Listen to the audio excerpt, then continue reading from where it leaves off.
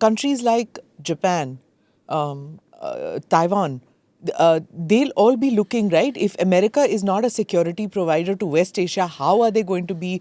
How is it going to be a security provider to us? You are absolutely right to raise this issue. And if I was sitting in Tokyo or Seoul, I would be concerned. You see, what you are seeing, the whole order that is, it's a West-led world order, had certain attributes and certain givens that were taken for granted. And you can say the Europeans never developed a defense budget because the Americans were looking after that. The Japanese had self-defense forces. Korea, of course, built up its forces, but they were directed at North Korea, no one else. Taiwan was sitting complacently pretending to be independent. It's not an independent country. It's very obviously a province of China, and the international community, including the Americans, accept that. Now, in this scenario, obviously, there is grave uncertainty. Therefore, what is happening is many countries are now boosting their defense budgets. They are preparing for a post-US arrangement or scenario in world affairs.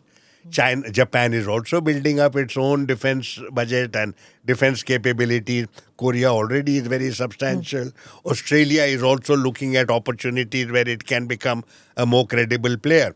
So all countries are preparing for a post-US order. What the Gulf countries are doing, but they buy American equipment with no intention of really using it. Buying American equipment basically enables them to bribe the American industry and make it their strategic partner so that they are able to make the American president feel good. He's getting, how Donald Trump says, jobs, billions dollars a year, billion. They're even talking $1 trillion. None of that money exists. But for the moment, they please the American president. In the case of Japan, there is another aspect which we must look at. More and more, the old traditional democracies are shifting towards populism, and that to right-wing populism. So you find it is true of Europe. Now, and in the United States, it's already in place. Hard right-wing populism. Many countries of Europe are coming up.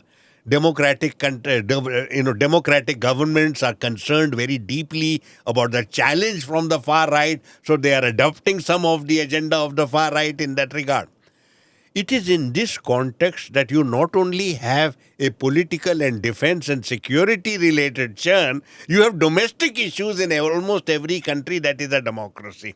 So you have that as a source of grave uncertainty, and many countries are now pandering to this. For example, issues relating to immigration, race, faith. What happened to that liberal order? We never saw any evidence of it. It just disappeared in front of our eyes. And you have the rise of xenophobia and jingoism. Namaste, Jai Hind. You're watching ANI podcast with Smita Prakash. अगर हम उसको मस्जिद कहेंगे तो फिर विवाद होगा. The issue is टूटा है क्या भारत? 400 पार का मतलब ये है कि संविधान खतरे में है. क्या हम लोग ये निर्देश देते हैं कि फला को गिरफ्तार करके जेल डाल दें? वही तो कह रहे हैं सब. ये बेबुनियाद निराधार आरोप. सच्चा सुनना चाहो देखो स्मिता प्रकाश ANI. It does not lie.